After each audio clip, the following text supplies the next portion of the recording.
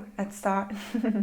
Today we're talking about Celtic or Celtic. I'm gonna keep referring to Celtic, but anyway, I want to give you a hint or kind of the map into all the pathways that you can take in order to tap into the energy of the Celtic heritage, the energy, the myth, everything.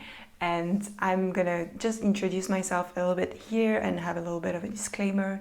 I am Capucine, I am French, my ancestors come from Brittany, where all the lore and the heritage of the Celts have been kept alive and have been really concentrated there for a really long time. And even though the region has been Christianized and Catholicized, and it's a very devout place that has been really across history really connected to Catholicism, there is a huge pagan root, and a lot of the myth and a lot of the locations and the points and even the way that the faith is being expressed and constructed around and a part of the daily life is reminders of the pagan and the paganism and the pagan way that were connected to the Celts, which is the Druids, the Ovates, the bards, the magic, the Arthurian myth, the tales, the legends, the fays, the sylphs. So I'm here to show you a little bit of me studying this thing that my ancestors have been connected to, not really having those ancestors to talk to me about it, and just trying to find my way. I'm a Reiki master teacher. I've been teaching Reiki for a few years now, and Reiki is the use of energy, the understanding that we have a physical body that has different layers, and then the connection to the energy, to something that is out of time and space, helps us to heal, to create, to bring life to what is surrounding us, what we want to create, what we've been harboring, and what we can free ourselves from. And usually Reiki is a word that comes from the Japanese and has been taught by Dr. Usui, and so it's a Japanese method. And with time I was really considering the fact that I'm not Japanese, shouldn't be connected to that. And I know that this energy that we will call Reiki, this energy it exists in every single country. It's a universal thing. It's not purely Japanese. So there's different words. There's the chi, there's the ki, for the Celts, there's a word called nuifre. So I'm gonna keep on calling it energy because that's simpler, but it's nuifre, that's how you write it. And I hope I'm pronouncing it right. I've studied it, so let's go into it. So I came back to France in 2019, September 2019, and I had been living in Istanbul before, Turkey, so a whole different part of the world, a whole different connection with the living world as well, different plants, different ecosystem, different temperatures, different fruits and vegetables, different culture, and it was amazing and beautiful, and I'm gonna tell that story a little bit later on in life and on this channel. But right now we're talking about the Celts, and I've been following my intuition and following what my Akashic records tell me to study, and they delved me into the Egyptian and the Seikim Reiki, which is fascinating, and they also gathered that, like I've been gathering that information, that knowledge, those energy practices in order to understand some of my past lives, where I was living in Egypt, where I was teaching energy, where I was doing the kind of work that I'm doing, but I've also been tapping into a lot of different countries, a lot of different past lives, and in order for me to gather the energy of my blood, my roots in this incarnation as the French Britton person that I am, I've been studying and gathering the books that I have at home at my grandparents, and trying to understand where we come from, what the traditions have been. And although I know a lot of them because I've been spending time there and witnessing the fire, the dances, the music, the food, the history, the culture, I know that there's a lot of things that are not part of what we know about the Celts. And so I've been studying with different books on the Celt paganism, the Celtic studies, a lot of different things. And one of them is a pack of cards that are connected to trees and the Ogham alphabet. And I'm going to tell you what the Ogham is, because that's one of the pathways into studying for yourself the Celts. The Ogham is a series of symbols that are connected to different trees and plants. And those trees and plants, they're all embedded in different myths that they have with their different, the giants, the kings, the myth, the gods, the goddesses, and those plants, they gather more knowledge. They have huge symbolisms for the Celts. So when you study a letter, for example, which would be A, B, C, for them the letters are trees, another tree, a plant. And depending on when they flower, when they bud, how they relate to one another, and what myth they are in, then the significance are different. So for example, there's a tree for each month. The Celts had 13 months, the end of the year being October and Samhain, Halloween, and then the beginning of the year is November. So, it's different understandings, different myth, different significations. So the end of the year ends with the death, the Scorpio, the Samhain. So it's very interesting to understand the different significations. With the Ogham, it's basically a line. So those symbols, they all kind of resemble one another. So it's a bit difficult to learn them, but it's a line and then different strands that go through that line. So there's from 1 to 5 strands, and depending when they go on the right or on the left, or if they are a little bit tilted, things like that, it means the specific tree, the specific symbol. And the way that the Druids used that was using their hands. So they would be able to signify a specific letter to people by using their hands or going from left to right. And that was something that the Romans, who were, invading England and Ireland and the Wales, like everywhere, would not understand what was happening, because it was not something you spoke, it was something that you would sign. So that's so fascinating to understand that people would have tattoos or no tattoos and just signify different things with their hands as a secret code.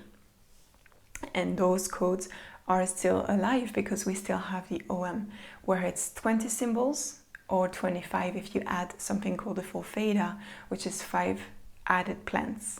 So that's how I studied. That's how I started studying with those cards and learning the trees and going into it again and again and trying to understand this new way of thinking as well, right? Because we're talking about plants and not especially like the tarot with the 6 of Cups and the 2 of Swords and things like that. What was fascinating with those cards as well is the way that they use spreads. So you might know the Celtic Cross, for example. The Celtic Cross is one of the most famous spread in tarot.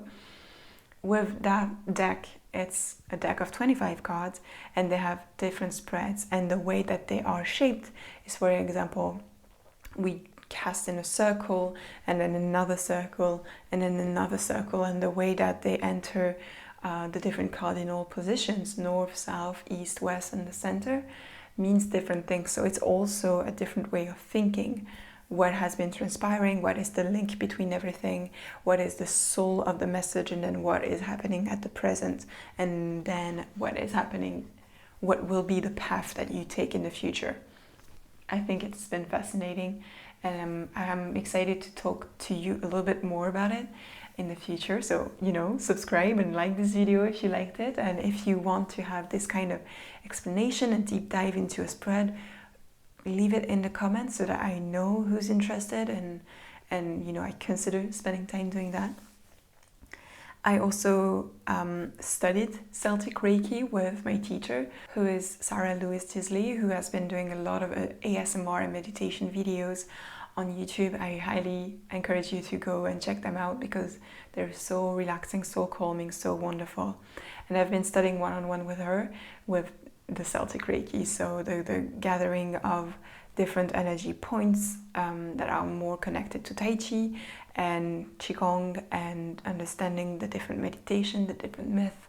And she's been guiding me through the path for me to meet my sacred grove, for example, where in my inner world there's a grove with the different trees, and I could get to meet different aspects of myself, and I've been really loving this. So I highly encourage you to take that class as well if that's interesting for you. So I've been doing that, learning those new symbols, gathering pieces of wood in the winter, for example, where I would broken wood fallen on the floor, I would gather them, thank the trees, and inscribe the Ogham letters on them so that I could get a new set of random items who could give me significations.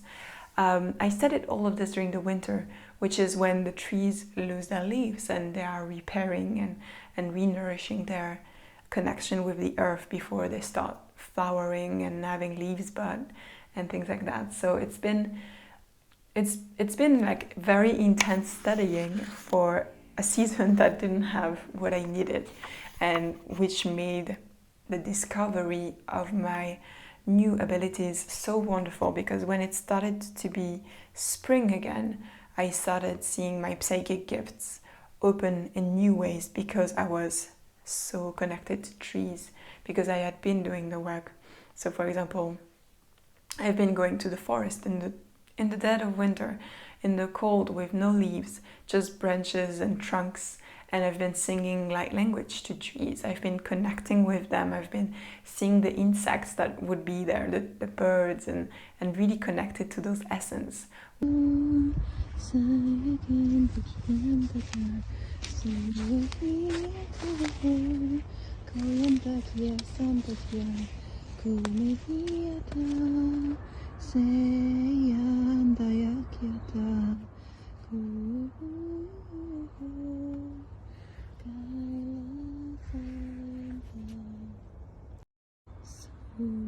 One of the other things I've been doing for more than a year now is using Bach flower essences, which are by the drop. You use a few drops every day and you create a cure for some aspects of your psyche or your physical health, different things. And I've been working actively with willow, and in the past I've been working with the Star of Bethlehem one, which was really helpful during the first lockdown. I've been working with wild oat, with the General Rescue Bach flower essence, and others that are evading me right now, but yeah, I highly encourage you to try that. It's around €9. I don't know how much in dollars, but maybe $12 for a bottle, and a bottle is going to last you like a month, and like for a month you're going to go deep into the subjects of what this plant does. And you can check their website to see kind of what you need. So if you're prone to anxiety, for example, maybe it's better to go into that plant or the other one. And then if you're looking for clarity on the long term, the future, maybe you could go into that kind of plant, and all the things. So I highly encourage you trying this natural ingredient. And it's slow, it's a deep connection, it's helpful, and it looks like it's not gonna help because we might have those prejudices with those kind of things that look like grandmothers recipes and things like that.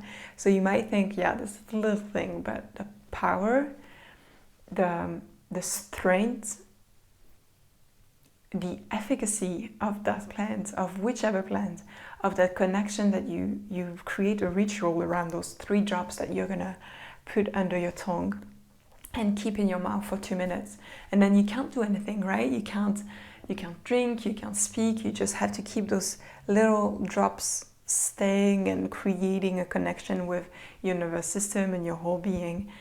That is extremely powerful, so I highly encourage you to try that. And if you have a favorite one, please leave in the comments which one, so I can get to see which one really work. And maybe there's so many of them. I have only tried maybe 5 or 6 of them, so I would love to know more if you have a recommendation. One of the other things that I've been doing is I've been going to parks in Paris because we couldn't go outside. We can like go more than 10 kilometers away from our house because of the lockdown, and we had the curfew, blah blah blah. So I've been trying to, recognize trees. I have a whole folder on my phone with the different names of the tree, the French names, the English name, and then the Ogham name, it's Old Gaelic names. And I've been studying them, I've been trying to recognize them in the streets. I've been looking at maps of where those trees are in France, because the Ogham is based on mostly British island trees, the British Isles.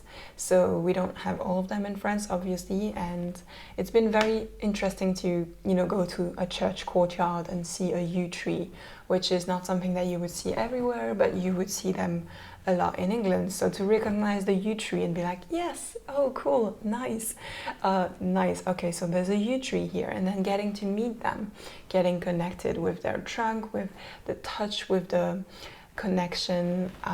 What I really love is the idea of an exchange. So for example, if I'm sitting under a tree and I meditate there, and it's happened to me that I have connections, I have communication from the tree, and I absolutely love that. And if I'm able to carry with me water, which I mostly do, I am going to thank the tree by giving water, by giving Reiki, by giving energy, by being connected in my field of love, which is something that I really want to explain at some point, which is a practice that I do so that I can really give love to the world around me, the trees, the birds, that eyes filled with love that I've been, finding within myself. So that's what I do. I really love grounding, laying down on the grass and feeling my entire connection with the earth, with Gaia, be an exchange again, an exchange of energy.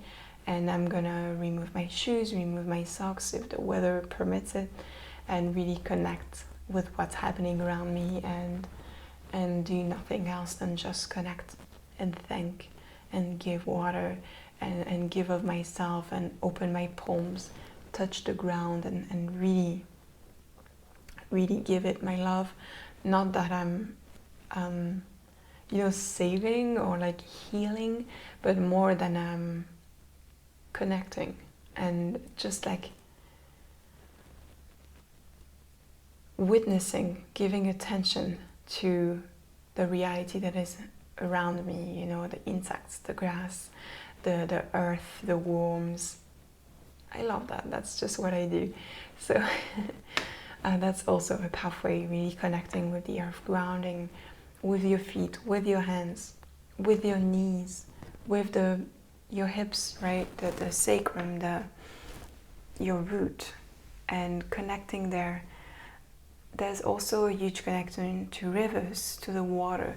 So if you can, sit by a river and watch the flow of the water going from one side to the other, connecting with the birds who might be, floating, swimming, witnessing the fish. There's a whole life at all times around us, and that's beautiful to connect to it.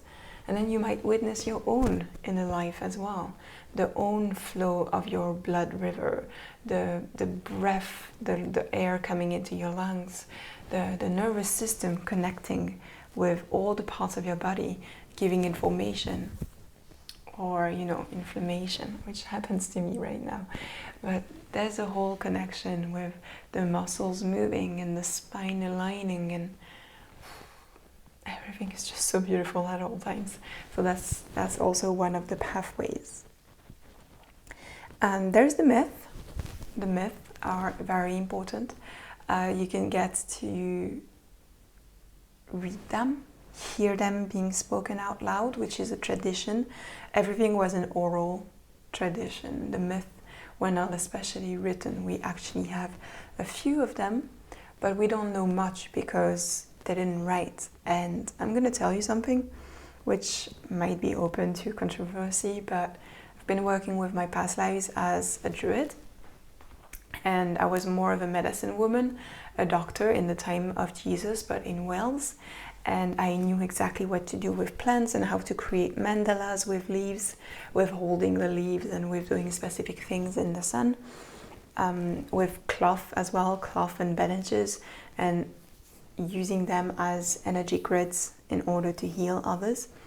And one of the things that I've been seeing, and I hope that this information touches people who get to understand it and use it to benefit the earth and not only serve their own purposes, is that when we've been massacred and invaded, burned, killed by the Romans, we hid our knowledge and our intelligence and our connection within the plants. So the plant's DNA, the leaves, they hold that heritage, they hold that information. And when you work with plants, you're able to receive those visions and those connections from maybe one of your past life as a Celt, or your ancestry and different things. And that's a channeling I got years ago, and that's why I actually started those studies, because I've been harvesting those plants and drying them and learning the different things about each plant that I was gathering, asking for permission before, cutting anything. And then those plants would stay with me throughout the year, because I would drink the infusion that I was making for different aspects of health, right? So I want to tell you a little bit about what I've been studying, what I've been knowing with those plants.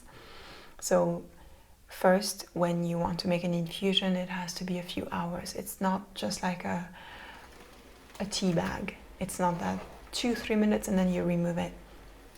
I highly encourage you to have a teapot, and then at night you select which herbs you want to steep overnight in the hot water and deliver their ingredients, deliver their essence, deliver their energy and benefiting nutrients, and then filtering it in the morning and then drinking it cold or hot, and a few hours. For example, the plants that I'm working with I've been working with nettle. Nettle is really good for your hair, for fortifying your hair and favoring the regrowing of your hair as well as your nails. And it's something that's really going to help the kind of physical aspect of your health. But if you've been having issues with your hair or losing your hair, I highly recommend nettle. I've also been working with rose, because I was in Turkey and there's a lot of connection with the rose flower and those little rose buds. So I would always mix rose with something else, like oat. I love oat. Oat straw and rose together is a wonderful thing to drink when you're in the part of your cycle where you're kind of ovulating after your period. I would drink, wild oat straw and rose together, and those I would really feel in my feminine energy. And rose is a path, it's a bridge between the divine and you. It's really something that creates the liminal state, the opening of the world where you can go from one to the other. So rose incense, rose essence, perfume, tea, jam, a lot of the things. If you use rose, it's something that we know about the Magdalene path, right? It's all about the red rose, the white rose, the rose path. We see it in a lot of the esoteric secret society with the rosy Christians. So the rose is a sacred plant. And actually, in one of my reading, I saw that the rose was not originating from Earth. It came with the Pleiadians. They came and added that plant to our ecosystem. So I love this connection with the Pleiadian energy and the rose. I don't know if that connects with you or if it's too far-fetched, but that's something that I highly recommend. I've also been working with red clover for all about for your ovaries, for your uterus. It's really good if you want to heal anything, to have red clover. You also can use red raspberry leaf that you can mix again with rose if you want to. I've been mixing for the purely health aspect of the cycle when you're about to have your period and your period. I always use hibiscus and red raspberry leaf, and together it's a little bit acidic. You can drink it cold, which is easier on the taste buds. But yeah, those two together, it's kind of a detox. It detoxes the blood. Hibiscus is really good for cleansing the blood. It's really good for people that are a little bit older. So it really cleanses everything, and it helps with their overall health if they have cholesterol, for example. So hibiscus is good, but hibiscus is a bit acidic, so try to mix it. What else have I been using? Chamomile. I've been harvesting chamomile for years now, and it's really something that opens up the nervous system. It has nervine as a... Sorry, the camera was like, not you anymore, no more storage. So chamomile I've been harvesting chamomile for a while, and it's really about opening the nervous system. It has nervine inside as a component, which really helps you to relax. That's why you see it in all the nighttime tea bags composition. And I know it's not the best, and I would really encourage you to put a little bit of honey in it and maybe some other plants, but damn, it really works. It's so powerful.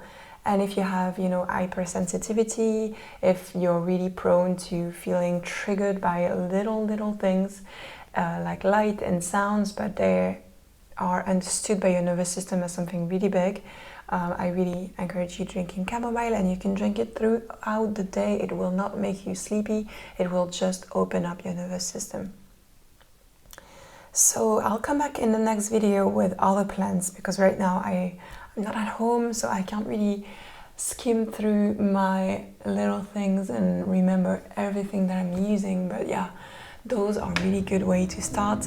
You can go and buy those real plants, not especially in tea bags, from I don't know how it works in your country, but for us we have places where it's just herbs and plants, and you can buy them by the gram. So I highly recommend that. And then, again, seeping it in for hours before you filter it. And don't hesitate to add a little bit of honey if you think it's not that great. It will also, vivify you and wake you up, so you don't have to drink 5 cups of coffee per day.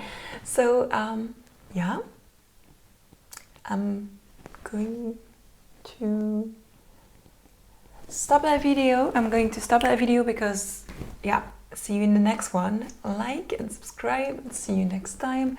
Leave a comment with questions, with infos, with things that I didn't mention and that you might know more about than me. And this is, a project. This is a collaborative project. I want to know more as well. I'm a geek, so let me know.